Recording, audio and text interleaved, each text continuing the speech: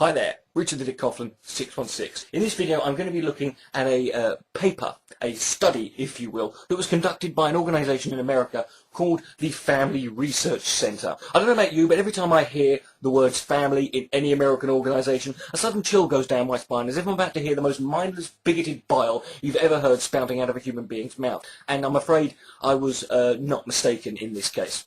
This study was called The Top 10 Myths About Homosexuality. Interestingly, none of them include the myth that all gay men have AIDS, fuck children, have impeccable dress sense, and burst into tears every time they see the final sequence for Dirty Dancing. Ironically, as I'm about to show you, the research done to debunk these myths of homosexuality is in itself mythical.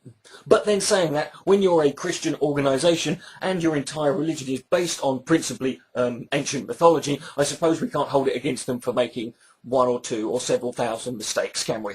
As I said, this study was written by some shit-stained pubic louse goes by the name of Peter Sprigg. In order to give you some idea about Peter Sprigg, I would like to read from you the introduction to the top 10 myths about homosexuality. The homosexual movement is built on not facts or research, but on mythology. Unfortunately, these myths have become widely accepted in society, particularly in schools, university and media, because every time I turn on the news, all I see is gay this, gay that, gay the other. It is our hope, and it is a hope, that by understanding what these key myths are, and then reading a brief summary of the evidence, carefully selected, against them, the reader will be empowered to challenge these myths when he or she counters them, and I hope to do the same when the stupid bastard counters them with this. If you're interested in finding out where Peter Sprigg stands on the issue of homosexuality in various cases, let me show you some clips of video I found. This is a clip of Peter Sprigg being interviewed by Chris Matthews on MSNBC when he was asked about gays joining the military. They want to serve their country. They're patriotic. What should they do? Well, they should serve it in some civilian capacity and not join the military. Because Why the not? military is, because the presence of homosexuals in the military is incompatible with good order, morale, discipline, and unit cohesion. That's exactly what Congress found in 1993, and that's what the law states. Well, I suppose it's nice to know that at least he's against don't ask, don't tell. Sadly, though, it appears it's for the wrong reasons. Of course, they could lie. And it seems that Mr. Sprigg is not really happy with gay people joining the military, going away and fighting, and possibly even dying in order to protect the freedoms that America holds dear, such as the freedoms to sit on a cable news show and spout your mindless bigotry about the blood that has been shed on your behalf. Good one, Pete. However, there is a slight sort of inconsistency here. Who'd have thunk it? Where Peter Sprigg, in another interview, said this. I would much prefer to export homosexuals from the United States than to import them into the United States, because we believe that homosexuality is destructive to society. So let me get this straight, Peter. You think America should be exporting gays from your country, and yet you're against them joining an institution like the military, which would do exactly that. And not only that, wherever it takes them, they might die in the process, so they're definitely not coming back. Way to be consistent there, fella. So, we can establish this, that Peter Sprigg is a complete spacky shitmuncher. But nevertheless, we must continue forward and look at his paper objectively and fairly. As always, I have left links to the paper and all the other information and sources for my research in the smegma bar, which can be found below. Shall we continue? Myth number 1. People are born gay. Generally, the argument that counters this is the argument that there are environmental issues that actually lead to people being homosexual. In the world currently, there are about 500 species that we know of that engage in homosexual activity. Now, if of course you're going to argue this and assume that this to be true, you have to come up with a reason or an explanation to what environmental factors actually led in to a giraffe, an elephant, a sparrow, a dolphin, or even a fucking gerbil turning gay. And of course this goes back to the whole original argument of this movement that of course gay is a choice. However, there is another major inconsistency. That's 2! Because in this clip from the MSNBC interview I showed you earlier, Peter Sprigg said this. Peter, do you think people choose to be gay? People do not choose to have same-sex attractions, but they do choose to engage in homosexual conduct. So it's not a choice now. Well, what is it then, Peter? And even if it is a choice, so what? Almost everything about every human being, take for example me, was not present in them when they were born, but is present now. I wasn't born a smoker. I wasn't born a liberal. I wasn't born with a penchant for cowboy boots, skinny jeans and eating Pringles. These are all choices, or are they? Some of them are even damaging to society in some way or another. Why aren't you trying to ban them? Myth number 2. Sexuality cannot change. This one is technically true. However, it is very much misrepresented by the Family Research Centre and Peter Spriggs. The Family Research Centre uses findings from a 2001 study that was spearheaded by a guy called Dr. Robert Spitzer. Spitzer was one of the people who, in 1973, was responsible for having homosexuality removed from the American Psychiatric Association's Diagnostic Medical and Statistics Journal as a mental disorder. However, the 2001 study that he conducted showed that in certain cases, certain highly motivated homosexuals can in fact change their sexuality to some degree. Now, of course, the FRC and the group Focus on the Family were all over this like shit on Velcro. However, there is one thing they forgot to tell you. In fact, I'll let Dr. Robert Spitzer tell you it himself. It's understandable that Focus on the Family would be delighted with the results of my study, because the study did indicate that there was evidence that some gays can change not only their sexual identity, but their sexual orientation, fantasy, arousal. So of course they were delighted with that study.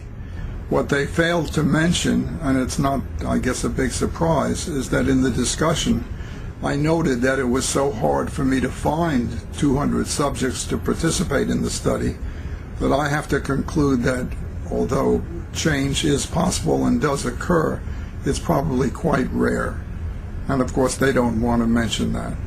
Myth number 3. Trying to change someone's sexuality is considered unethical. The source for most, in fact all of the information regarding this myth comes from a group called NARTH. That's the National Association for Research and Therapy in Homosexuality. Let me explain some things about people who are members of NARTH, because NARTH members have a habit of behaving in a way that's rather controversial and bizarre. In fact, it's safe to say they're a few cards short of a full deck, presumably because they've shoved most of the other cards up another guy's arse. Gerald Schoenwolf, PhD, once wrote a paper featured on the NARTH website that justified slavery. Joseph Biger, MD, wrote a paper for the NARTH website that encouraged children to mock and ridicule gender-variant children. Joseph Nicolosi, the co-founder of NARTH, tries to encourage his male clients to be more masculine by drinking Gatorade and referring to him as dude. NARTH members also partake in a practice known as touch therapy. This is where a client will sit on a therapist's lap and stroke him and caress him to make him feel better. Santa says you've been a very naughty boy. And don't even get me started on this fucktard. Because George Reekers is completely heterosexual. George Reekers is completely heterosexual. George Reekers is completely heterosexual. Glory, hallelujah. So don't talk to me about unethical behaviour. Myth number 4. 10% of the population are gay. In the paper, Peter Spriggs says that in fact studies have shown that only 3% of people are homosexual. This is not a complete lie, however, it again is highly misrepresented. The idea that 10% of the population are gay actually comes from a report, a study that was performed in 1947 called the Kinsey Report, which actually, among many other things, found some very interesting facts and figures regarding the people it surveyed. The two most relevant statistics it came up with were that 37% of men in America admitted to achieving orgasm whilst in contact with another man, and only 13% of women. Typical, eh?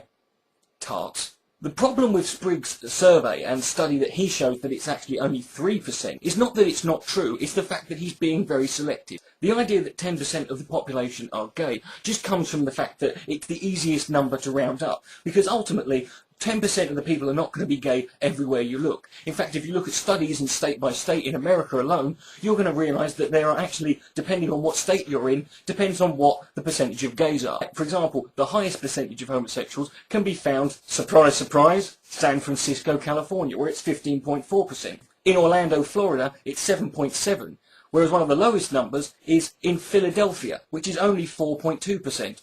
I guess Tom Hanks must have killed all them off. So whilst the idea that 10% is a myth, it is kind of true that it probably is a myth, but it depends on what area you're in. And certainly, though, it's a lot closer than the 3% that Spriggs asserts. You've also got to take into account the fact that a lot of people who are surveyed might not completely be telling the truth. And now for a magic trick. I'm going to do myths 5, 6 and 9 in one go. Myth 5 states that homosexuals do not experience a higher level of mental or psychological disorders. Kind of weird claim to make, considering earlier on he pretty much claims that homosexuality is a mental disorder. It's kind of like saying that psychopaths do not experience a bigger level of mental disorders than non-psychopaths. Number 6 is that homosexual conduct is not harmful. Well, of course, that is true to an extent. It can be if you're using no lubrication and a sandpapered condom. And myth number 9 is that homosexuals are disadvantaged by discrimination. Because obviously discriminating against homosexuals is a great advantage. There's no better advantage than to have people going around telling lies about you and not discriminating in any way. Fantastic. But let's deal with this in a more factual way, shall we?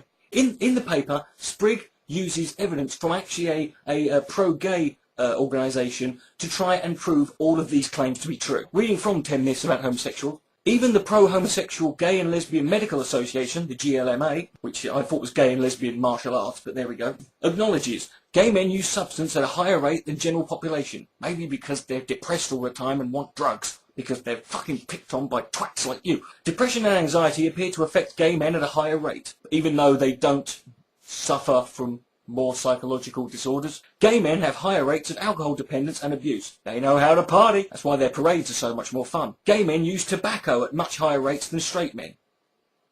Problems with body image are common among gay men, and gay men are much more likely to experience an eating disorder. But again, they're not more likely to experience psychological disorders. The GLMA also confirms that lesbians use tobacco and smoking products more often than heterosexual women use them.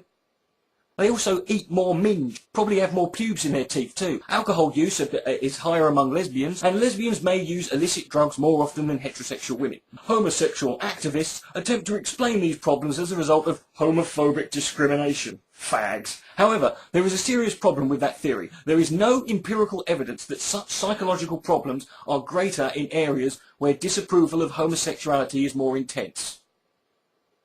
Maybe that's because they don't fucking care and they're homophobic bigots and they don't really give a shit about their psychological welfare. But the strange thing about this is the source that Sprigg cites, which is the Gay and Lesbian Medical Association, it actually says that homophobia is a reason for all of these conditions and disorders and health problems. I'm now going to read from you from the GLMA paper that Sprigg was citing and read to you the full thing that he was cherry-picked. Sprigg said, depression and anxiety affect gay men at a higher rate. What the GMLA fully said was depression and anxiety appear to affect gay men at a higher rate than in the general population. The likelihood of depression or anxiety may be greater, and the problem may be more severe for those men who remain in the closet or do not have adequate social support. Adolescents and young adults may be particularly high risk of suicide because of these concerns. Sprigg said lesbians may use illicit drugs more often than heterosexual women. What the GMLA actually said was, research indicates that lesbians may use illicit drugs more often than heterosexual women. This may be due to added stresses in lesbian lives and discrimination.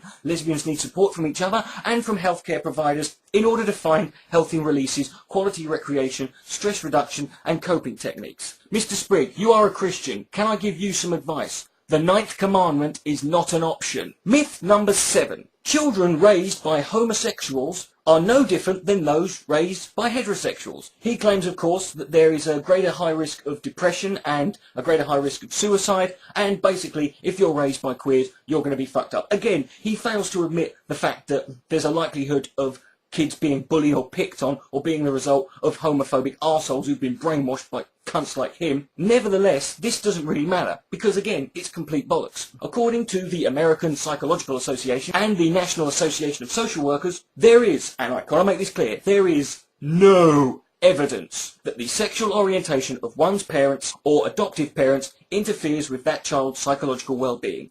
None. None. Also, the American Academy of Pediatrics, dirty bastards, agree that children raised by gay, homosexual or lesbian couples function just as well cognitively, physically and psychologically and emotionally as children raised by heterosexuals. Number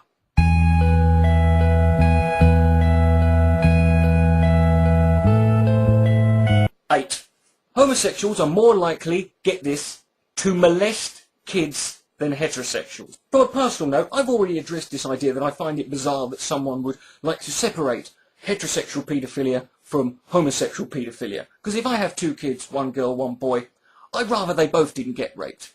I don't want the girl to get raped because that's child rape as God intended. Nevertheless, if I may go back to the facts on the matter, to our old friends and clearly Peter Sprig's worst enemy, and that is, of course, the American Psychological Association, the National Association of Social Workers, the Child Welfare League of America, and the American Academy of Child Psychiatry. All of them, from study after study after study, have shown, by putting a gay in a room with a kid, presumably, saying, do you want to fuck him? You want to fuck him? Do you want to fuck him? No. Ask him 100 times. I don't know. I wasn't there for the test. I'm not a scientist. All of them say that homosexuality and paedophilia are not linked. Even though that's what, apparently, a lot of God-botherers say. Maybe they know something we don't. And finally, myth number 10. Well, I say myth, they're right to assert that this is a myth. Homosexual relationships are just the same as heterosexual relationships. I don't need any research to cover this. I'm going to say, you're right. They are not. In fact, I could pick any heterosexual relationship and say that it's not the same as any other heterosexual relationship. Your relationship with whoever you have a relationship with, presumably, Peter Sprigg, you have a relationship with a broom handle that's got a picture of Beyonce's face stuck to it, or the corpse of your dead mother that you'd get out from under the floorboards and slow dance to every night whilst playing My First, My Last, My Everything sung by Barry White in your grandmother's knickers. None of our relationships with anybody are the same. Do you know why? Because human beings are different. We're all different. But that doesn't mean we can't all be treated the same. Because it's our differences that maybe separate us, but it's our understanding of those differences that unite us. And I'm glad we're different. And I'm glad that you're different from me. Because if I was the same as you, I'd hope I was a myth too. Richard the Dick Coughlin, 616. Good night. May God bless. I would much prefer to import homosexuals into the United States. We believe that the United States is destructive to homosexuality in society.